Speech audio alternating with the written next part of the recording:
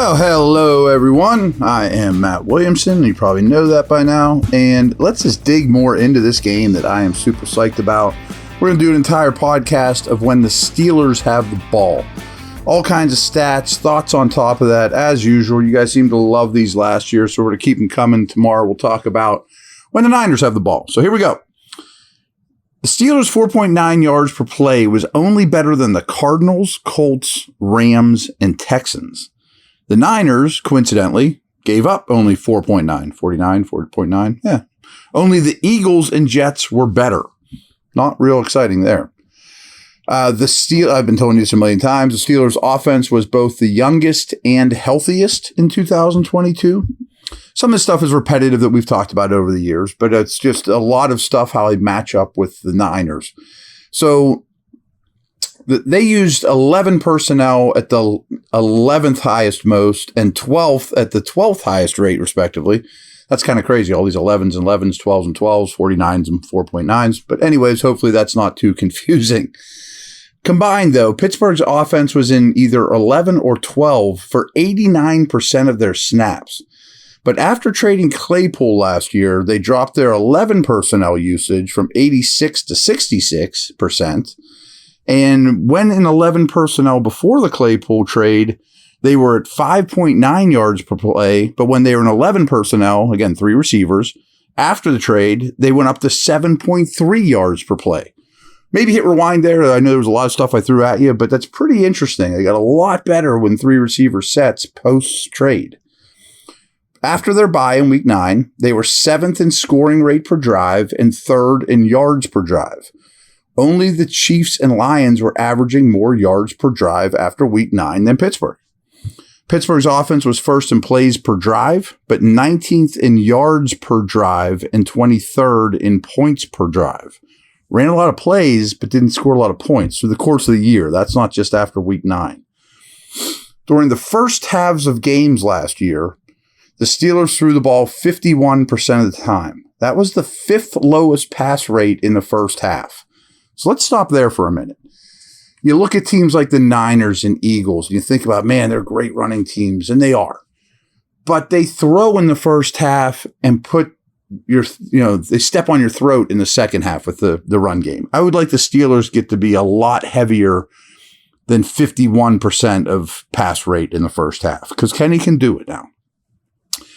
Steelers scored just 2.5 points per game in the third quarter of games, tied for Denver for the lowest in the NFL last year. The Jets and Bengals were the only defenses to give up fewer points in the fourth quarter of games than San Francisco. Doesn't speak great for the old halftime adjustments for the offense there, does it? Steelers were first team since the 2019 Colts to start the same 5 offensive linemen for every game of the season. Think about that for a minute. The Steelers' offense only had 7 touchdowns last year of 10 or more yards. That was the lowest total in the NFL. When combining runs over 20 yards and passes over 40, Pittsburgh created such plays on under 1% of their snaps, second lowest behind Tampa. Last year, when the Steelers had a single play of 15 or more yards on a single drive, they scored points of any kind, field goal or touchdown, 62% of the time. When they did not have a play of 15 or more yards, that scoring rate dropped all the way down to 18%. Deontay Johnson received 18 red zone targets last year. Pat Freiermuth was targeted 13 times in the red zone. No other Steelers pass catcher had more than 7 such red zone targets. There were only 63 red zone pass attempts by Pittsburgh in 2022, however. So people get on Deontay, he never caught a touchdown. Yeah, he led the league or the team in red zone targets, but still it's only 18. They didn't have a lot of red zone pass attempts last year, but you can still score from outside the red zone too, by the way. The Steelers had the number 1 receiver duo, I don't think I've ever told you guys this, in Johnson and Pickens at drawing defensive pass interference calls in 2022.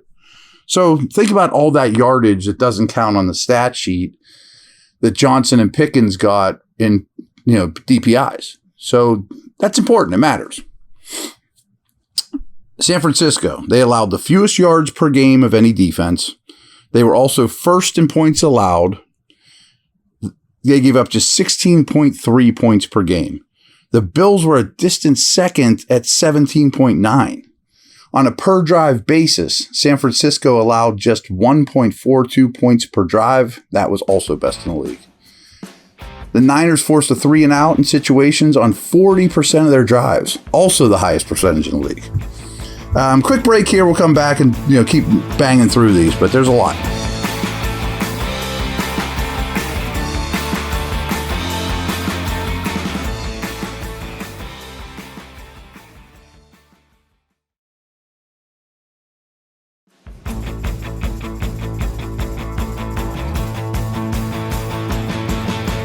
All right, we talked about this too. Kenny Pickett's average time to throw of 2.98. Only 5 qualifying quarterbacks held the ball longer on average. I would expect that to drastically change. He is good when plays break down. There's no doubt he deals with chaos well, but he also invited too much of it as a rookie, and he's a lot more efficient when the ball comes out on time. So, something to keep an eye on. The Steelers averaged 6.4 yards per pass attempt in 2022. Only the Cardinals, Texans, Bucks, and Colts were worse. George Pickens gained at least 20 yards on 33% of his receptions during his rookie season. That was the highest rate in the entire league. Of all the wide receivers with at least 50 routes run, Pickett was 76th in targets per route run, but 55th in yards per route run. I think he needs more targets. Pat Freiermuth was targeted on 22% of his routes run. That was the 4th highest percentage of the 28 tight ends that ran at least 300 routes last year.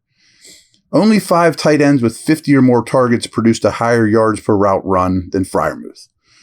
When both Freiermuth and Deontay were on the field at the same time with Pickett, Freiermuth had 25% of the team targets, same amount as Johnson. So if Johnson, Pickett, and Freiermuth were on the field together, Freiermuth and Johnson each had an equal target share of 25%. Interesting. I mean, they love Freiermuth. No skill position player in the league has had more touches since 2021 than Najee Harris. Nick Bosa, Defensive Player of the Year, presently holding out, 18.5 sacks last year. Only Hassan Reddick had more. But as a defense as a whole, 9 teams had more sacks than San Francisco's 45.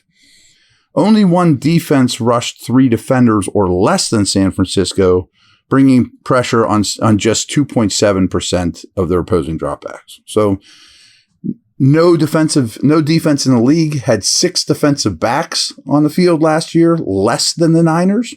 So you're not going to see nickel. You're not going to see 3-man rushes. At least they didn't last year. As good as they were against the pass, they still allowed 8.5 yards per target. That was 26th. A 66% catch rate. That was 26th. And a 4.6 touchdown rate, which was 21st to opposing wide receivers. Not just pass catchers, wide receivers. Their corners can be had, folks. San Francisco allowed a 53% catch rate on targets to wide receivers 10 or more yards downfield. That's 20th. To go along with 10 touchdowns on those targets, also 27th. On throws to wideouts 20 or more yards downfield, they had the 24th worst catch rate and allowed 5 touchdowns. So none of the corners get beat up by receivers, but they really get beat up by them downfield. So shots in this case are certainly going to be called for. No offense ran into an 8-man or more box more than the Steelers in 2022. However, when doing so, only one offense was more successful. Pretty impressive. Pittsburgh gained positive yards on 84% of their rushing attempts. That was 4th best in the league. Again, not explosives, but they got positive yards. Over the past 2 seasons, there have been 74 running backs with 100 or more carries. Harris has a run of 10 or more yards on 8% of his carries. That's 60th out of those 74. No running back with a lower rate of explosive runs than Harris over that span has as many carries as him. After running 129 routes on 3rd down as a rookie, Harris only ran 48 routes on 3rd down in 2022 compared to 89 for Warren. Warren is the 3rd down back. San Francisco allowed a league low 73.4 total yards per game to opposing running backs in 2022. Only 2 running backs cleared 80 total yards against them. Total yards, not just rushing. One of them now plays for them. That's McCaffrey. And the other was Josh Jacobs, who was a superstar last year. Think about that. Only 2 running backs over the whole course of the year came up with 80 or more total yards running and receiving. And they were McCaffrey and Jacobs, 2 best backs in the league basically last year. A couple more here. San Fran's defense allowed just 3.4 yards per rush attempt. That tied for the Titans as best in the league. And only the Titans gave up fewer rushing yards per game. 5.9% of the rushing attempts against the Niners gained 10 or more yards. Best in the NFL. San Francisco also allowed the lowest percentage of runs gaining at least 20 yards and didn't give up a run over 30 yards all year. So no explosives from this team. I mean, and the Steelers we know are struggling to produce explosive runs on their own. Pittsburgh's offense converted 3rd downs at the NFL's 7th highest rate. They converted 4th downs at the 3rd best rate. That kept getting better all year.